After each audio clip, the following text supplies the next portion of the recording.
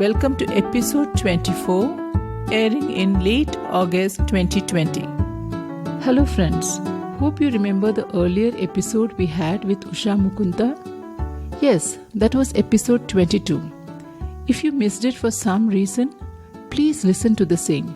The link is available in the show notes of this episode. Just to refresh your memory, Usha Mukunda has reinvented herself every 20 years or so. We listened to her first avatar as a leading table tennis player in the country till her 20s. Then focusing on her family and role as a mom for the next 20 years while still continuing to play TT and setting up reading clubs. And in her 40s, she enrolled for a full-time librarian course. We listened to the challenges she faced until then and how she overcame them. In this episode, we will resume from the point when she started her life as a librarian and the phenomenal things she has done after that. So come on, let us dive into this episode.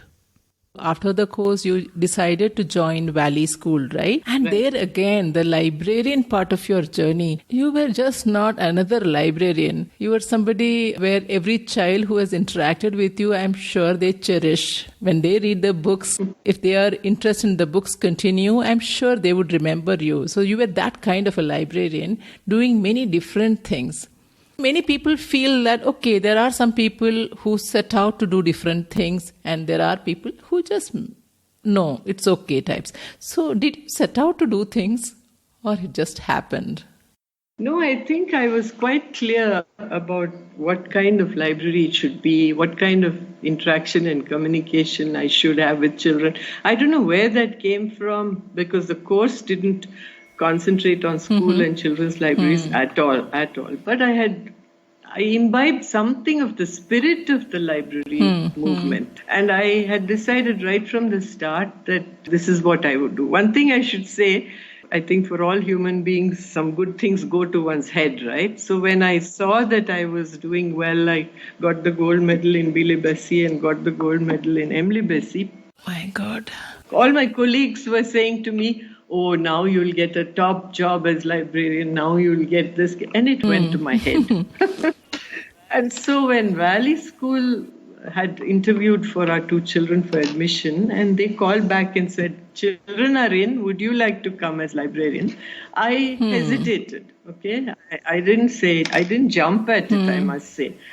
I thought to myself, everybody's thinking I'll become like librarian of British Council or IISc or something. That's what they were expecting.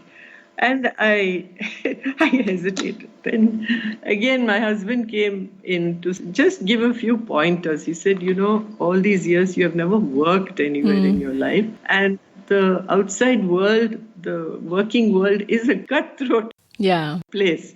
It may not be all the way you are imagining it. You will have to really struggle and fight for your right and this and that. I don't know if you'll enjoy that, but Valley School, I think, will be a very supportive and gentle space for you. And academically and otherwise, there will be intellectual, support and intellectual challenges for you. Why don't you give it a try?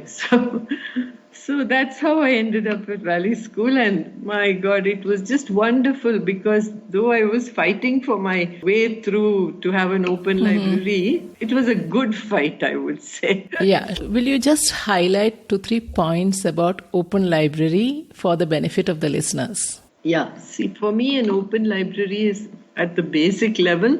Open access, open shelves, no locked cupboards. Children have free access to the material that they want to use. Now, that open library also assumes a certain responsibility and ownership by the children or whoever uses the library. So that is something I communicated right away and said, this is not my library, this is our library, and it's open. It's open in many, many ways. So I would talk to them first about what is an open library. How do you think it should function? Should I lock it? Should I not lock it? I think throughout my professional career as a librarian, I have depended on conversations with the children, or young, even very young children and even older children, to say, what should we do here in this library? How should we run it? What kind of rules should we have? Everything came from the children, Krishna. Everything came from the children. That talks about openness in your mind to a large extent, because while you said gold medals and all that in your course went into your head, but I see you going in with an open mind, allowing you to be led by the children.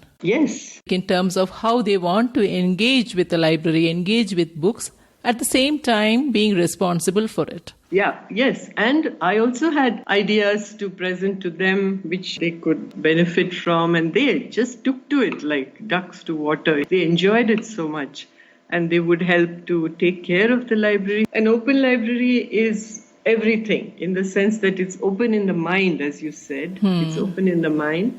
And it's open to everybody, whether it was staff, kitchen staff, office staff. I got them all in somehow or the other. And I said, yeah, this library is not just for the students to study in. It's for everybody to use. So that's what I think of. Right. So I can imagine you, not as how they show a librarian behind a desk in movies and in popular media, with a strict face saying shh to anybody who talks. But I can see you there smiling, going around the shelves, and any child who is peering into books, you suggesting, you talking to them what they like about the book or not. I just want to be that child. Because I remember, and many of the listeners would know of libraries as those spaces where there is silence and everything is locked, and it is so liberating when somebody wants to share about books, talk about books as a tool to engage, right? As a treasure, actually. Yes. Even in Valley School, it was not easy going, because even for all of them, their kind of conventional idea of a librarian was different. Somebody who would sit and catalog. In fact, that's what they wanted me to do at first. But luckily, my professor at the university, he was so liberal. He said, no, get to know the children first. So such good advice. Once I noticed in Valley School that at lunchtime, young children would run into the library to play hide and seek. Okay. They found it such a good place to play hide and seek because of the shelves. Yeah. You know? And they would hide behind shelves. Then at one point in the teachers' meeting, one of the teachers brought up this point and said, isn't it wrong for children to come and run around there? They're making so much noise, etc. Then I said, it's lunchtime and all of you are eating lunch. There's nobody using the library at that time. And here is what I feel, that these children are beginning to get to know the library in an informal way, in a non-intimidating way. Right. And they are, when they hide, they're looking at the books. They sometimes come and tell me, I saw one book there, like little children. But I felt that whole aura of a library was had melted for them. Nice. From Valley School, you were a co-founder for this school Center for Learning, and you moved on there to set up an open library there as well. Right. Would you want to just talk about that part of it? Yeah. So the challenge there was more about setting up the school, but it was so exciting, I can't tell you. Without realizing it, 10 of us who were together, we were quite a dynamic group. We just managed it. I don't know how. From day to day, we were taking on things and deciding things together. And the best thing was that in year 2 of our start, 6 senior students joined our +2. Okay. And just to tell your viewers how it works, those 6 actually were our watchdogs, they were our guides, they were our advisors, they were our critics, and CFL really has benefited from them. So this age gap didn't matter at all. They were all 16, 17, but they would tell us, I think this is not right what you're doing, or try this, let's try this. And one of them now is a teacher at the school. Wonderful. Moving on, now you are in the 4th stage. You have moved out of an active role in CFL, and you work with many village schools and libraries and mentor the librarian program conducted by Parag Trust. Yeah, Parag is a wing of the Tata Trust. Okay. Yes. Which means, in a way, from figuring out how to set up a library and a different kind of a library. Now you are influencing so many young minds, and how library movement in India is. To a large extent, you have been a mentor for that particular aspect, and so many different kinds of libraries are shaping up all over India. Would you like to share a little about that? Sure. See, when I finished my course and joined school library, Valley School, in the professional field, they didn't have much of an opinion of school libraries. Their monthly seminars, etc., were all about other things, technology and digitalization and so on. But I continued to be present there, to wanting to be a voice on behalf of school libraries. Now, all those years, while people were not really realizing the importance, gradually, they began to see how important it is to begin right. Because they would complain, college libraries would complain, oh, we have to lock up the shelves, lock the doors because the users steal things. I said, so I would say, don't you think that good library habits begin at a much younger stage, or the relationship between the librarians and the users has to be looked at and bonded in some way, put in place. Coming to what I was doing, of course, many people were appreciating, oh, you're doing wonderful thing, blah, blah, blah. But what they also questioned was, but you're doing it in a special school with small number of children. Will it work? So this was a question I had to take on. Right. Okay? Will it work in a rural setting with large numbers? So then I decided, when I moved out of CFL and handed over to another person, then I said to myself, okay, let me give it a try before I end this whole sojourn. Let me try and find out for myself. Otherwise, I'll always be thinking, yes, I could do it only in this setup. Right. So then I began, and I have a colleague who is no more now, Leela Gardi, Kannada expert. So she and I did go into 1 or 2 rural schools, and it worked. It worked beautifully.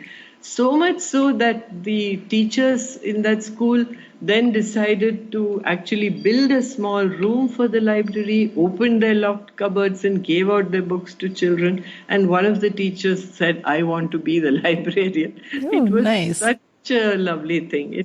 So this new phase of exploration happened around what age? 60 plus. You have divided my life very nicely into groups of 20. So okay. 60 plus. I moved out of CFL when I was 60 plus and then did this. So this was right here outside Bangalore, a place called Guddahatti. Very, very low income labor group. But it worked. Yeah. So it was beautiful. So then at some point, I think I got to present a paper about whatever I've been doing at some national seminar in Delhi, and I got picked up by Tata Trust. Okay.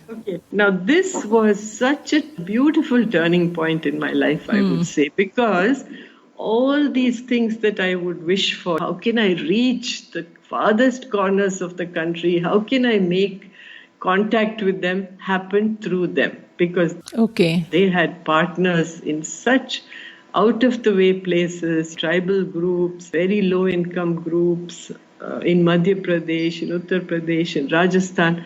So we started doing like a course for people coming from them. And it was so humbling to meet these people. I can't tell you, Krishna, because they are just ready to imbibe everything you say and take it back and make it happen. That energy that they showed was just amazing. So this particular course focuses on how to be a librarian? Yeah, it's called a library educators course, which in fact my colleagues and I designed. We designed the course. And we started as a pilot in Udaipur. And that's when we met people like this and felt young women. One woman said to us, I have not had any, in Hindi, she said, I have not had conversation with an adult for 6 months now.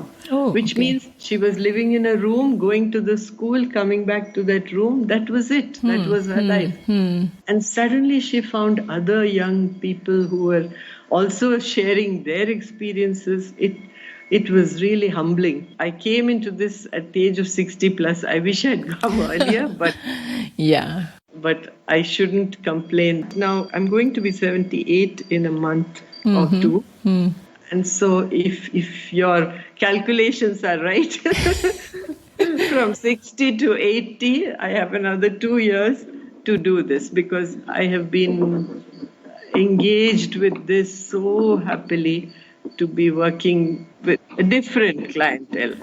Okay, this program is still on. We would be in a position to share details. Oh, yes, yes. See, in the early years, it was being done in Hindi. And for 2, 3 years, those of us who had designed the course were part of the Hindi. Sujata Right. Narona of Bookworm Goa and I, we were part of it. But then there was a feeling, strong feeling, that we should do the course in English also. Then we started, I would say she started it in Goa. And so that's been going on for 3 years now. And this year, because of the lockdown, we have been having intense discussions on how to do it online, how to make it as interactive as possible online. So it's a 7-month course. It's an online course with 3 contact sessions, except this year. I don't know how it will work. Okay. That is it. So for anyone interested in reading or anyone interested in working with children and young children especially, Yes. this would be a very good opportunity. We will definitely share the details of this course also as part of this episode. Okay, very good, very good. When somebody listens to all this, you seem to have used up all the opportunities available to you and maybe you created them out of thin air. Okay. Now, when you see younger women, the women of today have so much more opportunities. Do you have that feel? See, my own granddaughter is 25 years old. And yes, when I see her independence, her ability to take decisions and be supported on those decisions, yes, I feel happy for her. But I think I can't completely disconnect from the times that I lived in. Right. And the way things happened at that time. I mean, all my friends, my colleagues who were in school with me and in college, some of them I'm still in touch with. I think all of them had, in fact, very normal lives, and when they finished, maybe they taught for a few years and they have retired. So in that sense, I should say I'm fortunate that I'm still working, I'm still engaged, and I'm still very interested in what I'm doing. Learning, I'm still learning, yeah. Yeah. So maybe there, one more thing, when I meet people, especially middle age or maybe 40 plus, many people feel today they are left out because they do not know technology, and the young generation, everything requires technology today, and somehow they feel left behind. So what is your message? Because your generation, so to speak, would have seen so much of a change. Yes. I remember my parents talking about radio coming to their village for the very first time and them going to see the radio. So that way, in terms of how technology and this catch-up game is never ending. But so many things in our minds. I don't know English, so I cannot do all these things. I do not know technology, so I do not know those things. So do you think these are essential elements? What is required for a woman to look around and seize opportunities? What do you think are the most essential elements? I think the essential element really is in our minds. Honestly, I feel that if we want to do something and we decide that we will do it or try to do it, these other things you mentioned about language and technology, these are like peripheral things which you can learn if you wish to. It's not like, that's not the fundamental criteria for getting into something. Sometimes they become the obstacle. No, not necessarily. Because, see, I think it's something to do with how passionate you are about what you want to do. You want to do it, and then you learn whatever is needed for that. That's what I've done. Okay. I don't know everything in technology, but I learned whatever I needed to do. I mean, I started with email, now Skype.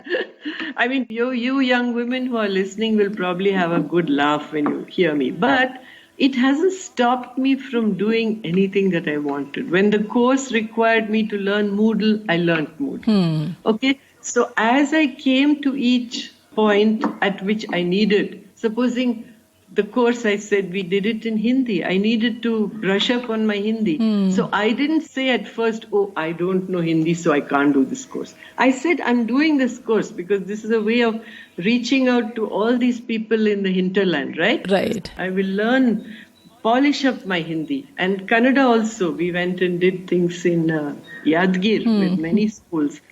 And there also I had to brush up. But people were always very understanding. And I would say, ನಾನು ಹೇಳ್ತಾ ಇದ್ದೀನಿ ನಿಮ್ಗೆ ಅರ್ಥ ಆಗ್ತಾ ಇದ್ವೋ ಗೊತ್ತಿಲ್ಲ ನೀವೇ ಹೇಳಿ ನಾನು ಏನ್ ಹೇಳಿದ್ದೀನಿ things like that. Right. So it's a question of not being on one side or the other. It's a question of breaking that barrier between us and you or us, them, and becoming one whole where anything you want to do, you reach out for help if you want to do it. So the main crux of it is, what do you want to do and why do you want to do it? Right. The how will come. The how will come.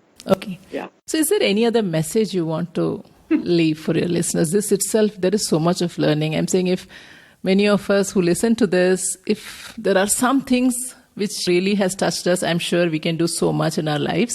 But apart from this, is there anything else you want to share? Well, you young women are lucky because you are living in a time when you can speak up. So do speak up. I think your voices are very important, whether it is to be heard in domestic abuse or in sexual abuse or in any aspect of your lives which are alright, which are not right for women. I think you should speak up, right? I think that's the most important thing that I would say. And you young people do have that voice. We didn't have it at that age. Right. I think most of the time I would be backing off from saying anything. But if I see my granddaughter of 25, she does have that voice. So I think it's important to be vocal. To use your voice and be vocal, not strident, not in a fighting spirit or anything, but in the right way, use your voice. Right. Be intentional and maybe then speak up. Yes, of course. But speak up for something you will also stand behind. Right. Remember, it's not speaking up for XYZ and say they are XYZ, so I'm speaking for them. Speak up for something where you will also be there in the middle. Wonderful. And at this point, now, what is it that you look forward to? It's very interesting. I look forward to contacts like this, like you have made possible for me, where I am somehow, if I'm heard by many of you, I would love you to be in touch with me. I always give when I say open, I always give my email ID to anybody, and I use it, frankly, like WhatsApp. I'm immediately on email and I reply. Yeah, definitely. I have experienced that. That's my WhatsApp. Yeah. So I look forward to these contacts and interactions, which seem to keep falling into my lap. Frankly, every now and then I feel, okay, I have to shut shop now. But no, there is a knocking on that door of the shop and I open it. Oh, wonderful. So listeners, we will share Usha Auntie's email ID also. So feel free to reach out, exchange information, and hope this inspires. Thank you so much. Thank you, Krishna, for inviting me. What a journey, right? Like I said earlier, she represents the new Indian woman for me. There are so many things that we can learn from her and implement in our lives. Hope you found her story inspiring. I enjoyed recording this with her. I told her that I would love to have her in another episode to share a few books with us, to not just to read, and help us get a glimpse of what children who interact with her get to experience. Well, that's for another day. Do visit my website, thenewindianwoman.com, for related blogs on this topic. Of course, I would love to hear from you. You could rate or leave a comment in your podcast app or write to me at krishna@thenewindianwoman.com. Remember, you are what you want to be, and the time starts now.